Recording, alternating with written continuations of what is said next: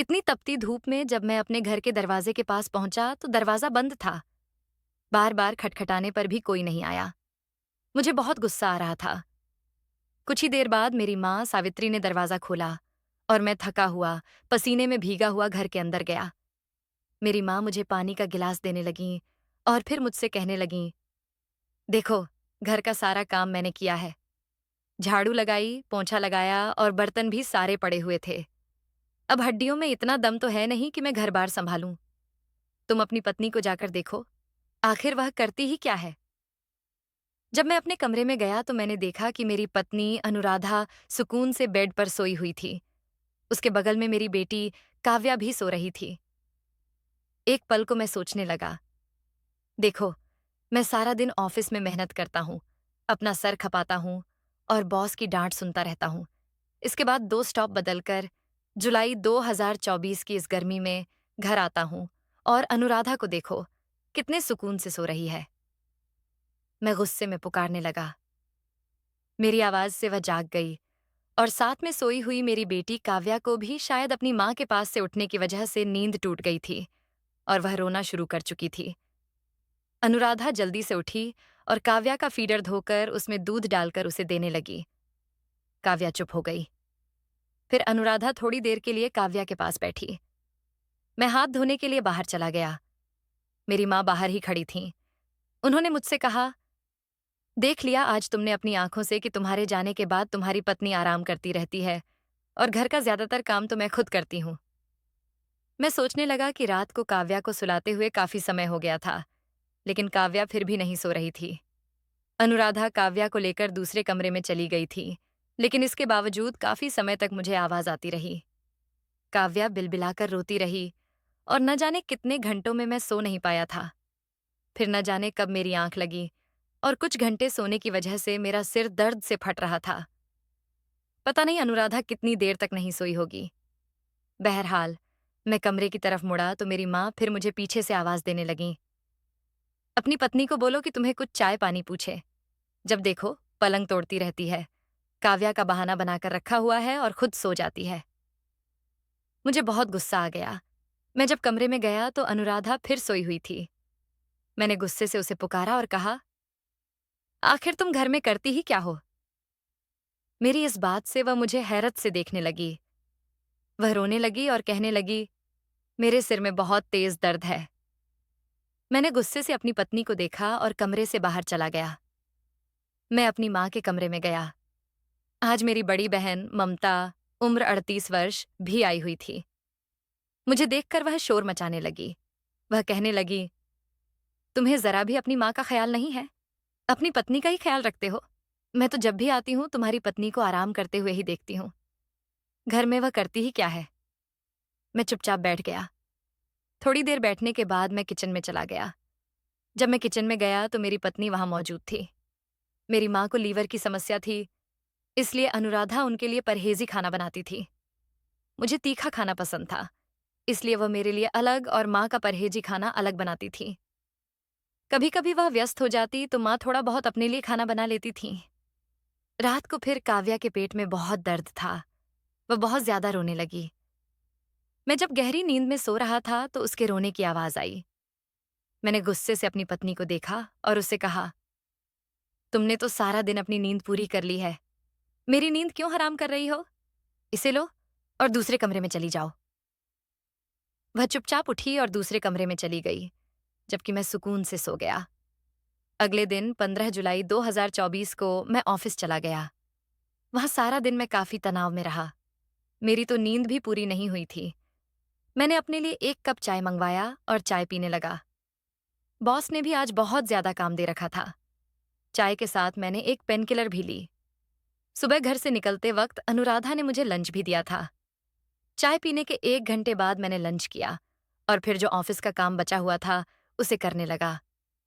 3 बजे ऑफिस से छुट्टी हो जाती थी, लेकिन मेरा काम अभी तक पूरा नहीं हुआ था क्योंकि आज मेरी तबीयत बहुत खराब थी। मुझे बहुत चिड़चिड़ापन महसूस हो रहा था। एक तो काव्या ने भी तंग किया हुआ था और ऊपर से दीदी के 2 बच्चे भी आए हुए थे। बहरहाल 4 बजे तक मैंने अपना काम खत्म किया और मेरी उस वक्त बस भी जा चुकी थी। काफी समय तक मैं दूसरी बस का इंतजार करता रहा। इसके बाद मेरी बस आई और मैं उसमें बैठ गया। गर्मी भी बहुत थी। मैं घर आया तो अनुराधा कमरे में ही मौजूद थी और काव्या को सुलाया हुआ था। मैंने गुस्से से उसे देखा और कहा, तुम अब जगी हो? लेकिन वह कहने लगी, नहीं, काव्या की तबीयत बहुत खराब थी। मैंने अभी दवाइयां देकर इसे सुलाया है। इसके पेट में बहुत दर्द था। वह उठी और मेरे लिए पानी लेकर आई। मैंने उसे चाय बनाने के लिए कहा। वह चाय बनाने के लिए किचन में गई तो माँ मेरे कमरे में आ गईं और बैठ गईं। मैंने अपनी माँ से हालचाल पूछा तो वह कहने लगीं, विकास बेटा, तुम्हारी पत्नी अब उठी है, कुछ भी नहीं करती। मुझे बहुत गुस्सा आया। मैं उठा और किचन में अनुराधा पर चिल्लाने लगा। मैंने उससे कहा, तुम दफा हो जाओ, अपने बाप के घर चली जाओ। यहां पर तुम करती ही क्या हो? वह मुझे हक्का बक्का देखने लगी और परेशान हो गई। कहने लगी, विकास, क्या बात है? आप क्यों मुझ पर चिल्ला रहे हैं? जबकि मैं उसे घूर रहा था और मैंने उससे यही कहा, आदमी किस लिए शादी करता है? कि पत्नी उसका घर संभाले, उसके बच्चों का ख्याल रखे। और क्या मेरी माँ इस हालत में घर के काम करते हुए अच्छी लगती हैं तुम्हें? जरा भी ख्याल नहीं है कि मेरी माँ की तबीयत भी ठीक नहीं रहती। अनुराधा मुझे परेशानी से देख रही थी। कहने लगी, नहीं विकास, मैं सारा काम खुद करती हूँ और अब सारा काम करने के बाद मैं कमरे में जाकर आराम कर रही थी। रात को काव्या ने मुझे सोने नहीं दिया, जबकि मैं इसी बात पर अड़ा हुआ था। नहीं, मैंने खुद कल अपनी आंखों से देख लिया है कि तुम क्या कुछ करती हो। जब मैं आया तो तुम सो रही थी। अनुराधा चुप रही, कुछ न बोली, जबकि मुझे बहुत गुस्सा आ रहा था। मैंने गुस्से से उससे कहा, दफा हो जाओ, अपने माँ बाप के घर जाओ और जितना मर्जी आराम करो। वह चुप हो गई और जाकर उसने अपने भाई को फोन किया। कुछ ही देर में उसका भाई उसे लेने आ गया था। उसने अपना और काव्या का सामान पैक किया। जब मैंने देखा कि वह काव्या के कपड़े भी रख रही है और उसकी जरूरत का सामान भी, तो मुझे और गुस्सा आ गया। मैंने तो सामान उसके बैग से निकलवाया और उसे बहुत डांटा। तुम्हें जाना है तो जाओ, लेकिन मैं काव्या को तुम्हारे साथ नहीं भेजूंगा। वह रो रही थी और जिद कर रही थी, काव्या मेरे बगैर नहीं रह सकती। आप कैसे उसे संभालेंगे? मैंने उससे कहा, तुम बस घर में एक ही काम तो करती हो। तुम्हें बस काव्या को ही तो संभालना होता है, जबकि बाकी के सारे काम माँ करती हैं। तो काव्या का भी ख्याल रख लेंगी। फिर ऑफिस से वापस आकर मैं खुद काव्या को देख लिया करूंगा। तो तुम्हें उसके लिए परेशान होने की जरूरत नहीं है। उसका भाई बाहर ही गाड़ी में बैठा हॉर्न दे रहा था। उसके मायके वाले अच्छे खाते पीते लोग थे। उनके हालात काफी अच्छे थे। हालात तो हमारे भी ठीक ही थे। मैंने बस बाइक रखी हुई थी और ऑफिस दूर होने की वजह से मैं बस में ही जाता था। एक तो गर्मी की वजह से मैं बाइक का इस्तेमाल भी कम करता था। थोड़ा रास्ता भी सुनसान था, इसलिए बस में कुछ सुरक्षा महसूस होती थी। बार बार हॉर्न बजाने पर अनुराधा अपना सामान उठाकर चली गई। जब वह काव्या को उठाने लगी तो मैंने उससे काव्या को छीन लिया और उसे बाहर की तरफ धक्का दिया। वह गिरते गिरते बची थी। वह रोते हुए जाकर अपने भाई की गाड़ी में बैठ गई। उसका भाई गाड़ी से बाहर निकला। शायद वह अपनी भांजी को लेना चाहता था। मेरी तरफ आने ही वाला था कि अनुराधा ने उसे मना कर दिया और कहा, नहीं भाई, आप न जाइए। और वह चुपचाप गाड़ी में बैठ गया और अपनी बहन को लेकर चला गया। जबकि मैं कमरे में आया, काव्या रो रही थी। मैंने आगे पीछे उसका फीडर देखा, वह मुझे कहीं भी नहीं मिला। मैं किचन में गया तो फीडर वैसे ही सिंक में पड़ा हुआ था। मैंने काव्या को नीचे फर्श पर बिठाया, कुर्सी या टेबल पर नहीं बिठाया क्योंकि वह नीचे न गिर जाए। उसे फर्श पर बिठाकर मैंने फीडर धोया, फ्रिज से दूध निकाला और गर्म किया और काव्या को फीडर में डालकर दिया। फिर मैं उसे कमरे में ले आया। काफी समय हो गया था। मैंने सोचा कि अब तो कुछ खाने का भी देखना है। मैं माँ के कमरे में गया और माँ से पूछा, क्या पकाना है? माँ कहने लगीं, क्यों, तुम्हारी पत्नी ने कुछ नहीं पकाया? मैंने कहा, नहीं माँ, वह तो चली गई है। मैंने उसे घर से निकाल दिया है। माँ मुझे हक्का बक्का देखने लगीं और कहने लगीं, विकास बेटा, आज तो मेरी तबीयत भी बहुत खराब है। जब मैंने अपनी दीदी की तरफ देखा, वह बेड पर करवट लिए लेटी हुई थीं। मैंने उन्हें कुछ भी कहना ठीक नहीं समझा। यही सोचा कि दीदी घर में भी सारे काम करती रहती हैं, बच्चे भी संभालती हैं और घर भी उनका अलग है। यहाँ पर आती हैं तो कुछ आराम कर लेती हैं। और माँ का मुझे खुद ख्याल था। मैं किचन में चला गया। किचन में आकर मैंने देखा सब्जी बनी हुई थी, यानी अनुराधा सब्जी बनाकर गई थी। जब मैं ऑफिस से आया तो वह सब्जी बना चुकी थी। फिर इसके बाद मैंने किचन में देखा कुछ बर्तन पड़े हुए थे। मैंने सोचा, माँ इन्हें कैसे धोएंगी? माँ की तो तबीयत भी ठीक नहीं है, इसलिए मैंने खुद ही धोना शुरू कर दिया। थोड़े से बर्तन थे, बहुत जल्दी धुल गए। जब मैं उन्हें शेल्फ पर रखने लगा तो मुझे काव्या के रोने की आवाज आई। मैं भागता हुआ कमरे की तरफ गया। काव्या अपना फीडर खत्म कर चुकी थी। वह बहुत ज्यादा रो रही थी। मैं उसके पास गया और उसे उठा लिया। जैसे ही उसे उठाया, मुझे अपने हाथ पर गीलापन महसूस हुआ। मैंने देखा तो काव्या ने पॉटी की हुई थी। अब यह काम तो माँ के करने के नहीं थे। मैंने जल्दी से काव्या का डायपर चेंज किया और बहुत बुरे दिल से चेंज किया। यहाँ तक कि मुझे उल्टी भी आने लगी थी। लेकिन बहरहाल मुझे यह काम भी करना था। पॉटी साफ करके मैंने काव्या के कपड़े चेंज किए। कपड़े चेंज करने के बाद मैंने काव्या को झूले में लिटा दिया और वह सुकून से लेट गई। शायद वह इसलिए रो रही थी कि उसका डायपर गंदा था। फिर इसके बाद मैंने बेड से सारी चीजें उठाईं और बाहर फेंकी। जब बेडशीट को देखा तो वह भी गंदी थी। मैंने वह बेडशीट उतारी और अलमारी से धुली हुई बेडशीट निकालकर बेड पर बिछा दी। फिर वॉशरूम गया और जाकर काव्या के कपड़े और बेडशीट धोई। अभी मैं धो ही रहा था कि मुझे काव्या के रोने की आवाज आई। मैं भागा हुआ कमरे में आया और यही सोच रहा था कि कहीं काव्या गिर न जाए, क्योंकि अभी उसे बेड या झूले से नीचे उतरना नहीं आता था। मैंने उसे उठाकर माँ के पास चला गया। मैंने कहा, माँ, थोड़ी देर काव्या को देख लीजिए। मैंने उसे माँ के पास छोड़ आया और आकर बेडशीट धोकर छत पर फैलाकर वापस आया। फिर मैं किचन में चला गया। मैंने सोचा कि सब्जी तो अनुराधा बनाकर गई है, लेकिन मुझे रोटियां भी देखनी है। मैंने सोचा, चलो कोई बात नहीं, मैं बेलन पर कुछ न कुछ कर ही लूंगा। दीदी की तबीयत भी खराब है और माँ से तो मैं ये नहीं कह सकता कि माँ, आप कुछ बना कर दे। मैंने फ्रिज खोला और देखा, फ्रिज में आटा तो था ही नहीं। अब आटा कैसे गूंथूं? आटे का तो मुझे पता ही नहीं है। मैंने सोचा, क्यों ना खाना ऑनलाइन ऑर्डर कर दूं? मैंने माँ का परहेजी खाना देखा तो वह भी बना हुआ था। सिर्फ रोटियां मुझे ऑर्डर करनी थीं। मैंने रोटियों का ऑर्डर किया और फिर माँ के कमरे में चला गया, क्योंकि मुझे काव्या के रोने की आवाज आ रही थी। मैंने काव्या को उठाकर ले आया और उसे चुप करवाने लगा, लेकिन मुझे महसूस हुआ कि शायद इसे भूख लग रही है।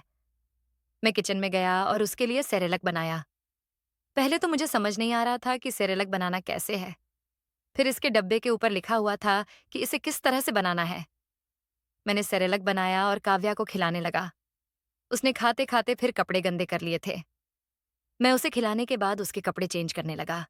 तब तक रोटियां भी आ चुकी थीं। काव्या को बेड पर बिठाकर कुछ छोटे छोटे खिलौने रखे तो वह उनके साथ खेलने लगी। इतने में दरवाजे पर बेल बजी। शायद होटल वाले ने रोटियां भिजवा दी थीं। मैं रोटियां लेने बाहर गया और रोटियां लेकर किचन में आ गया। किचन में आया तो सब्जी ठंडी पड़ी हुई थी, क्योंकि वह तो काफी समय पहले अनुराधा ने बना ली थी। शायद इसलिए कि काव्या उस वक्त सो रही होगी तो उसने सब्जी बना दी होगी, क्योंकि बच्चे को संभालना कोई आसान काम नहीं है। पिछले इन 3 घंटों से मुझे इस बात का एहसास हो रहा था। मैं माँ के पास गया और माँ से कहा, माँ, आप उठकर सब्जी ही गर्म कर दें। जबकि माँ ने मुझे साफ जवाब दे दिया, नहीं विकास बेटा, मुझमें तो चलने की भी हिम्मत नहीं है। मैं किचन में आया और अपनी और माँ की सब्जी गर्म की, उन्हें उनके कमरे में दे आया और अपना खाना लेकर अपने कमरे में आ गया। काव्या अभी तक अपने खिलौनों के साथ खेल रही थी। मैंने जल्दी जल्दी मोटे मोटे निवाले तोड़कर खाना खाया और यही सोचा कि अगर काव्या ने रोना शुरू कर दिया तो सब्जी और रोटी ठंडी हो जाएगी। इसलिए मैंने जल्दी जल्दी खाना खाया। अभी खाना खा ही चुका था कि काव्या ने फिर रोना शुरू कर दिया। फिर मैंने काव्या को उठा लिया। उसे उठाए हुए मैं किचन में बर्तन रखने गया। चाय पीने का बहुत मूड हो रहा था। मुझे याद था, इस समय खाने के बाद अनुराधा कभी कॉफी और कभी चाय बनाकर मुझे दे देती थी और मुस्कुराती हुई मेरे पास आती और कहती, आप थक गए हैं तो मैं आपका सिर दबा देती हूँ, टांगें दबा देती हूँ। और कभी वह मेरा सिर दबाना शुरू कर देती, कभी टांगें, और मुझे सुकून मिल जाता था। मैं किचन में आया तो चाय तो नहीं बना सकता था, क्योंकि काव्या को उठाया हुआ था। मैं फिर कमरे में वापस आ गया। काव्या को एक खिलौना पकड़ाकर मैं जल्दी जल्दी किचन में गया और उसका फीडर धोकर उसमें दूध डाला और फीडर को ओवन में रख दिया। दूध बस 1 मिनट में ही गर्म हो गया। मैं जल्दी से फीडर लेकर कमरे में आया। तब तक काव्या की रोने की आवाज फिर आ रही थी। मैंने काव्या को फीडर दिया और वह चुप हो गई। फिर मैं उसे अपने हाथों में लिटाकर कमरे में चलने लगा। कुछ ही देर बाद वह सो गई। मैं खुद भी उसके पास लेट गया। न जाने कब मेरी आंख लग गई, क्योंकि पिछले 2-3 दिनों से मेरी भी तबीयत ठीक नहीं थी और मैं बहुत थकान महसूस कर रहा था। आधी रात को मेरी आंख खुली। मुझे ऐसा महसूस हुआ कि मेरा बिस्तर गीला है। मैंने जल्दी से साइड टेबल पर पड़ा लैंप ऑन किया और देखा तो काव्या का डायपर लीक था। मैंने जल्दी से उसका डायपर चेंज किया, उसके कपड़े चेंज किए, अलमारी से एक और बेडशीट निकाली और वह भी चेंज की। नींद इतनी ज्यादा आ रही थी कि उन कपड़ों और बेडशीट को मैंने वैसे ही वॉशरूम में रख दिया और खुद भी सो गया और काव्या को भी सुला दिया। सुबह उठा तो काफी समय हो गया था। तब तक माँ नाश्ता कर चुकी थीं। लेकिन जब मैं जागा तो माँ ने मुझे नाश्ते का नहीं पूछा। मेरी दीदी के बच्चे भी आंगन में खेल रहे थे। दीदी ने भी मुझे खाने का नहीं पूछा, जबकि मैं खुद ही किचन में आया और फ्रिज से ब्रेड और बटर निकाला और बगैर गर्म किए जल्दी जल्दी खाना शुरू कर दिया, क्योंकि न तो मुझे पराठा बनाना आता था और न ही समय था। हालांकि मुझे नाश्ते में दही और पराठा पसंद था। मुझे नहीं पता कि अनुराधा कब और कैसे दही बना देती थी, कितना दूध डालती थी और इसमें कितना दही मिक्स करती थी। मुझे तो बस हर चीज तैयार मिलती थी। बहरहाल मैंने ब्रेड खाई और जल्दी जल्दी तैयार होकर ऑफिस के लिए चला गया और काव्या को माँ को पकड़ा दिया। सारा दिन ऑफिस में व्यस्त रहने के बाद जब मैं घर आया तो मुझे गली से ही काव्या के रोने की आवाज आ रही थी। मैंने दरवाजा खटखटाया तो माँ ने दरवाजा खोला। काव्या आंगन में ही फर्श पर बैठी रो रही थी। उसके आसपास बहुत सारे खिलौने पड़े हुए थे। जब मैं अंदर गया तो मुझे देखकर वह और चिल्लाने लगी और पापा पापा कहने लगी, कभी पापा और कभी मम्मा। मैंने जल्दी से उसे उठाया और वहीं कल वाला हाल, उसके डायपर से मेरा हाथ गंदा हो गया। मैं बहुत परेशान हुआ और अपनी माँ की तरफ देखने लगा और अपनी माँ से कहा, माँ, दीदी से ही कह देती, ये उनकी भी तो कुछ लगती है, भाई की बेटी है, इंसान कम से कम मजबूरी में ही कोई काम कर देता है। माँ कहने लगी, नहीं बेटा, तुम्हारी दीदी तो दिन में चली गई थी। वह तो 1 महीने से मेरे पास नहीं आई थी, पर मुझसे मिलने ही आई थी। मैंने माँ से कहा, दीदी, इतना तो देख सकती थी कि आपकी तबीयत खराब है, 3-4 दिन रह लेती तो क्या हो जाता। लेकिन मैं शायद समझ गया था कि वह इन्हीं झमेलों की वजह से घर चली गई थी। हालांकि पिछले महीने जून 2024 में जब वह आई थी तो पूरे 10 दिन रहकर गई थी और मैंने खुद महसूस किया था कि अनुराधा ने उनके बच्चों को भी संभाला हुआ था और वह आराम ही करती रहती थीं। लेकिन फिर भी उनकी जुबान पर यही शिकायत रहती थी कि अनुराधा हमारा ठीक तरह से ख्याल नहीं रखती। मैं यही सोच रहा था कि काव्या के जोर जोर से रोने की आवाज ने मुझे झुंझला दिया। मैं जल्दी में वॉशरूम गया और वहां रात वाले कपड़े देखकर मेरा दिमाग खराब हो गया। जैसे भी था, मुझे यह सब कुछ तो करना था। मैंने काव्या के कपड़े उतारे और काव्या को नहलाने लगा। मुझे इस चीज का बिल्कुल अनुभव नहीं था, लेकिन यह सब तो मुझे ही करना था। मैंने काव्या को अच्छे से तैयार किया और कमरे की हालत ठीक की। जल्दी से वॉशरूम में जो गंदे कपड़े थे उन्हें धोया, अपनी शर्ट धोई और छत पर फैलाने के लिए चला गया। मुझे तो बहुत कुछ याद आ रहा था कि इतने सारे काम के बाद भी अनुराधा ने कभी अपने माथे पर बल नहीं डाले थे। अगर मैं कुछ कह भी देता तो वह आगे से मुस्कुरा देती थी। इसके बाद भी वह मेरा बहुत ख्याल रखती थी। ये सब सिर्फ माँ की वजह से हुआ था, क्योंकि माँ मुझे बार बार ताने देती थीं कि तुम्हारी पत्नी करती ही क्या है। पता नहीं माँ को अनुराधा से क्यों इतनी चिढ़ थी। मैं किचन में गया। वहां पर कुछ भी बना हुआ नहीं था। काव्या को दूध गर्म करके दिया और यही सोच रहा था कि इतना भड़काने के बाद माँ ने इतना तो कर लिया कि अपने लिए कुछ परहेजी खाना बना लिया, लेकिन बेटे को पूछा तक नहीं। माँ जो कहती थीं कि बर्तन मैं धोती हूँ, तो वह सिंक बर्तनों से भरा पड़ा था। माँ ये कहती थीं कि फर्श मैं साफ करती हूँ, लेकिन 2 दिनों से फर्श भी गंदा था।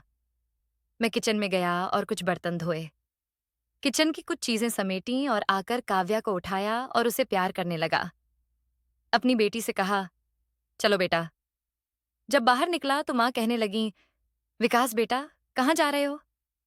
मैंने कहा, माँ, मुझे पता है कि मुझे कहाँ जाना है। ये कहते हुए मैंने अपनी बाइक निकाली और काव्या को आगे बिठाया और अपनी बाइक को उस साइड पर ले गया जहां मुझे जाना था, जिन रास्तों पर मेरी मंजिल थी। मैं यह समझ गया था कि मैं अनुराधा के बगैर कुछ भी नहीं हूं। मेरी पत्नी के बगैर मेरा घर अधूरा है। यह सब कुछ, मेरी बेटी, मेरा घर, तो मेरी पत्नी ने ही संभाला हुआ था। मुझे अभी भी याद आ रहा था कि सुबह ऑफिस के लिए कपड़े निकालना भी मेरे लिए कितना मुश्किल हो रहा था। वह तो शुक्र है कि अनुराधा ने कुछ कपड़े मेरे प्रेस करके अलमारी में लटकाए हुए थे। मैं इन्हीं सोचों में अनुराधा के मायके के करीब पहुंच गया। मैंने दरवाजा खटखटाया तो दरवाजा अनुराधा की भाभी ने खोला। मैं नमस्ते करते हुए अंदर आ गया। उन्होंने काव्या को मेरी गोद से लिया। मैंने उनसे अनुराधा के बारे में पूछा। उन्होंने कहा कि वह अंदर कमरे में बैठी है।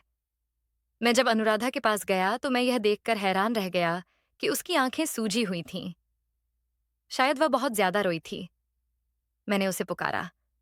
मुझे देखकर वह बहुत हैरान हुई और जल्दी से उठ खड़ी हुई और मुझे काव्या के बारे में पूछने लगी। वह जल्दी से भागकर बाहर गई और उसने काव्या को उठा लिया और उसे चूमने लगी। यह सब देखकर मैं मुस्कुराने लगा और मैंने अनुराधा का हाथ पकड़ लिया और उसे कहा, अनुराधा, मैं तुमसे माफी मांगने आया हूं। तुम्हारे बगैर मेरा घर अधूरा है। मेरा इतना ही कहना था कि वह मुस्कुरा दी और काव्या को खूब प्यार करने लगी। वह एक पत्नी भी थी और वह एक माँ भी थी। तो हंसी खुशी मेरे साथ मेरे घर वापस आ गई। बस इन 2 ही दिनों में मुझे यह एहसास हो चुका था कि पत्नी के बगैर सब कुछ अधूरा है, घर, पति और बच्चे। तो दोस्तों, इस कहानी को लेकर आपकी क्या राय है? कमेंट बॉक्स में ज़रूर बताइए और अगर कहानी अच्छी लगी हो तो प्लीज़ लाइक करें। अगर आपने हमारे चैनल को अभी तक सब्सक्राइब नहीं किया तो ज़रूर कर लीजिए। तो मिलते हैं ऐसी ही मोटिवेशनल कहानी के साथ। धन्यवाद।